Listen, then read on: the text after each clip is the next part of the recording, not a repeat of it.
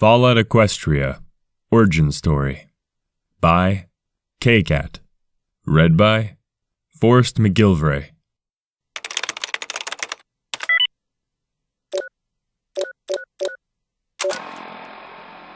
Seventh Mission Report.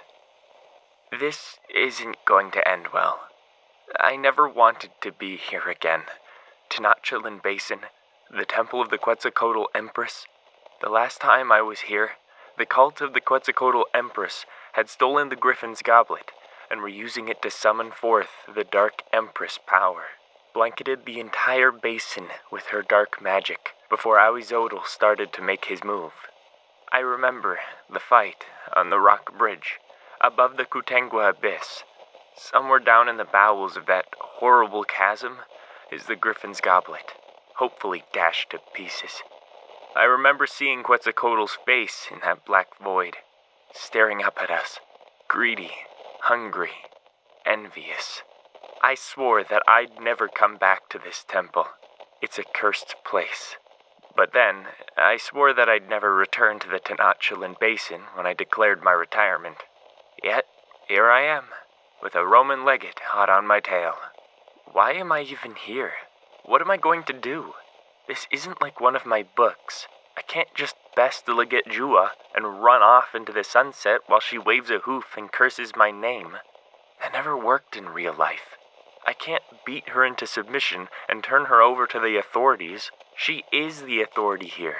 My days of hoof fighting are long behind me, and the poison in my veins is burning away what little strength I have left. I can't kill her. Not even if I could kill her. I've gone this long without willfully taking a life, no matter what's at stake. And I'm not going to start now. Unfortunately, she's not going to have the same reservations. If I want to stop her, I'm gonna have to be smarter.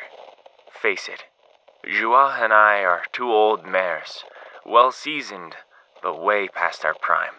Being smarter is the only edge left in our repertoire. Or I could turn around and walk away, but I won't. Never have. It would be a crap note to go out on. Seventh Pad begins. Seventh Pad, a rough draft excerpt from Chapter 6, Secrets. With all the events of the day, I had not given the riddles of the Sphinx any thought. Despite Professor Underhill's warning, I was in no danger of madness. The riddle the Sphinx had given me was so obvious that I had dismissed it utterly, and in doing so, I had not taken the time to consider the value of it. I had only known A.K. Yearling for a short time, but we had become friends. Now, she was dead, and her body had been spirited away, quite literally, right before my eyes and the eyes of my two companions. The last thing that I was thinking about was the danger of spreading around what I knew. It was the gravest mistake of my youth. The lesson that followed was hard to learn, and even harder to eventually unlearn. My companions, Fleetwing and Bluebell, were understandably terrified and confused. I had at least some grasp of what was happening, and I had a mission. I told them everything. "We just got kicked out of Bahari Soko, and you want to follow her back?" Fleetwing's raised voice made Bluebell take a step back, but she nodded firmly in response. Fleetwing waved his wings in exasperation. "We'll be arrested! We could be thrown in jail!" Daring Do groaned. This argument wasn't getting them any closer to Bahari Soko. She felt an unpleasant energy nearly vibrating through her. If she didn't fly soon, she'd fly mad. "The Roman Legion is not going to throw students from Equestria in jail," Bluebell responded, trying to sound reasonable. "Especially not when we're bringing them some super important amulet thing." "The Amulet of Atonement," Daring Do repeated, touching the amulet under her jacket. She felt its cool light against her breast. "And we're not bringing it to the Legion." After everything she'd just been through, seeing her friend fade away was one cruel turn too many. She should be completely losing it right now. She felt the frailty of her mental and emotional cohesion. Daring was certain that the amulet was somehow helping her hold it together. Bluebell shook her head. "Daring, This is really something for the authorities. Mudumu doesn't trust Jua, Daring Do replied. He said to bring it to his friend, someone named Imani. Fleetwing flipped in the air, rolling his eyes. Yeah, because the zebra who pretended to be the ambassador's servant in order to spy on him for Rome really seems like a guy you can trust. Look, neither of you have to come with me, Daring Do said, enumerating. You could get into trouble for returning. It could be dangerous flying there, especially at night. And I can get there faster on my own. What a load of Minotaur dung. Fleetwing laughed. I'm way faster than you. Even carrying Bluebell, I'm almost faster than you. Bluebell looked mildly insulted. If it's dangerous, then that's another reason not to go alone, Bluebell insisted. Oh, and in case you've forgotten, we're not going to get into trouble because Fleetwing and I weren't banished, Daring. Just you. She shot Fleetwing a look. Fleetwing closed his eyes briefly, shrugged as if to say that was that, and scooped up Bluebell. Coming? He asked Daring Do as he shot ahead of her, heading towards Bahari Soko. Daring Do vented, taking to the air, feeling the warm night air in her feathers. She tipped the pith hat forward on her head so it wouldn't blow off. They flew for over an hour without speaking, the wind and the sounds of the jungle below filling their ears. Daring Do spotted dark shapes flitting past the moon-silvered clouds. Whoa, Daring Do said as she darted ahead of Fleetwing and Bluebell, stretching out her hooves. What? The two of them asked in unison. Ahools, Daring Do warned. She dropped down through the canopy into the jungle below. She heard Fleetwing drop through a moment later. We'll be safe down here until they pass, she said. At the roar of a distant jungle cat, Bluebell nervously echoed, Yeah, safe. A moment later, Daring Do was blinded by a dazzling burst of light. Bluebell stuffed the flashlight into her mane. So, as long as we don't get eaten by whatever that was, or vanished by that thing earlier. What was that? And what did it do to AK? Daring Do wanted to hear her ask. It was a spirit of whispers, Fleetwing said knowledgeably. Daring Do and Bluebell both turned to stare at him. A what? Bluebell asked. The faceless. It's a spirit of whispers, Fleetwing repeated. A powerful one, too. Then, as if reciting, he told them. Originally native to the Upper Zebracon, spirits of whispers are the keepers of secrets and sowers of omens. Silence surrounds them. Suspicions and rumors flourish in their wake. If one is desperate to know a truth or hide one, she may seek a spirit of whispers and attempt to bargain with it. How do you know all that? Daring Do asked in disbelief. She didn't recall anything like that covered in class. Because while you were buying jewelry, I was buying this, Fleetwing said smugly, producing a booklet titled A Pony's Guide to the Spirits of the Zebralands. On the cover was a cartoonish picture of a wide-eyed pony surrounded by strange creatures. Fleetwing held the booklet in one wing while flipping through the pages with his other. Finding the page he was looking for, he held it up for Daring Do and Bluebell to see. On the center of a page was a primitive drawing of a tall, slender zebra without stripes or facial features and black tentacles writhing from its back. Around the picture were long strings of zebra glyphs with smaller equestrian translations written underneath. He had quoted it precisely. After Professor Underhill and the ambassador did all that talking at dinner about the spirits here, I thought this book would be a smart investment. Maybe it was because she was grieving for her friend, and Fleetwing's jab about Friendship Necklace cut cruelly. But the Pegasus know-it-all grin made Daring Do want to put a hoof in his face. Just a little. The screeching cry of an ahool cut the night. The three ponies immediately fell silent. Bluebell covered the end of her flashlight with a hoof. No pony moved, each hoping the creatures would pass by without noticing. Ears strained to catch any sound that would signal the ahool's nearness or passing. The air was filled with the sounds of night insects and the rustling of the canopy in the light wind. After remaining silent had stretched uncomfortably long, Bluebell whispered to Fleetwing, "What does that book say about ahools?" "Bluebell, the book is about spirits," Fleetwing whispered back. Ahools are monsters. How can you tell the difference? Daring Do thought it was a good question, considering the spirits she had encountered. Fleetwing answered something about monsters being from Tartarus and spirits being from the world, but Daring Do wasn't impressed.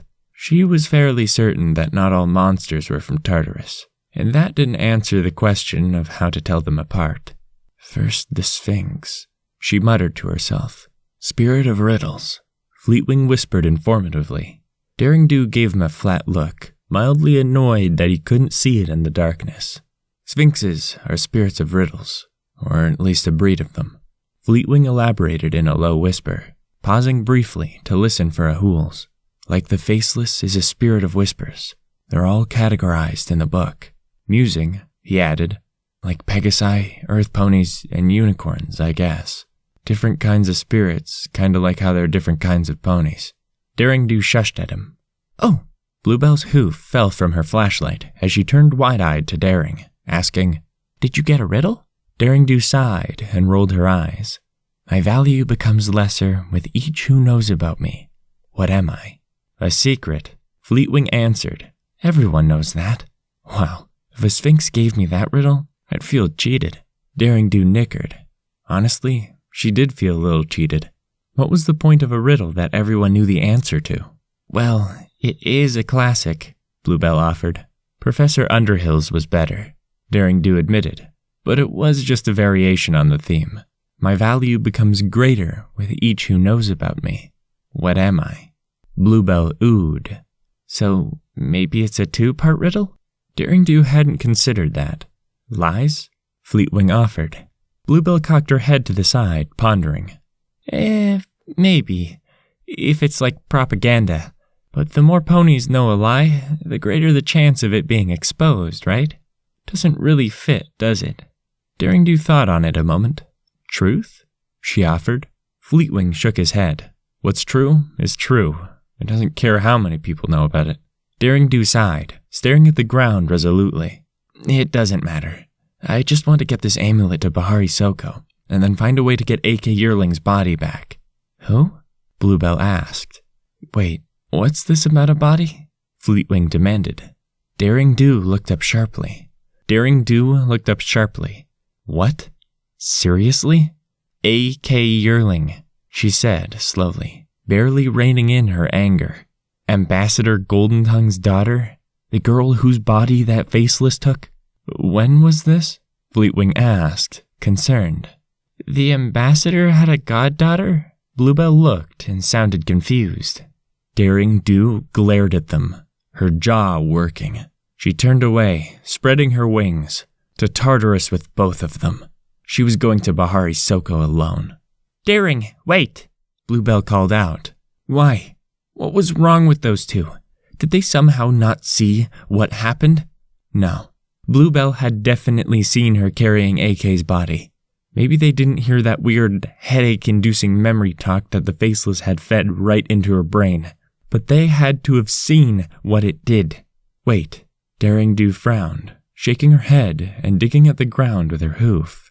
There was something she was missing. Something. Daring Do felt like she had been splashed with ice water. It wasn't a riddle, she whispered. Huh? Was her companion's confused response. Daring Do ignored them, speaking more to herself, working through it. The Sphinx's riddle. It wasn't hard because she was trying to confuse me. The Sphinx's riddle. It wasn't hard because she wasn't trying to confuse me. It's just how she can communicate. Daring reasoned that spirits, at least some spirits, can't easily just talk to you. Like the Faceless. Being a thing of silence, it had no words of its own. Instead, it spoke through the memories of words. It wasn't a riddle. It was a warning. Daring Do turned to face Fleetwing and Bluebell. Secrets. The Sphinx was trying to warn me about the Spirit of Whispers. Like a jigsaw puzzle, the clues began to assemble themselves in Daring Do's mind. Hadn't the Primi-Orderling's Jua suggested that Goldentongue was up to something? Something that had enraged the Quetzalcoatl Empress enough for her cultists to come after them? What was it she said? Dark Empress cult with arrows of fire, whose foolishness had drawn here her ire? The airship captain Malifu, an associate of Golden Tongue, had said, "No, your empress will not win fight when her secrets are exposed to light." Fleetwing's book had said, "If one is desperate to know a truth or hide one, she may seek a spirit of whispers and attempt to bargain with it. She will be ready for you before the moon." Golden Tongue had told the Faceless. "You fools will expose nothing," the cultist had replied. "We have your sacrifice, and soon we will have the amulet." Golden Tongue had bargained with the Faceless for the Dark Emperor's secrets, and in return, he had promised the Spirit of Whispers, his goddaughter. The value of a secret becomes greater the fewer people know about it, or in this case, her. A.K. Yearling's entire existence was being erased. Daring Do made a strangled sound. The canopy above them exploded with cultist-mounted ahools. 7th pad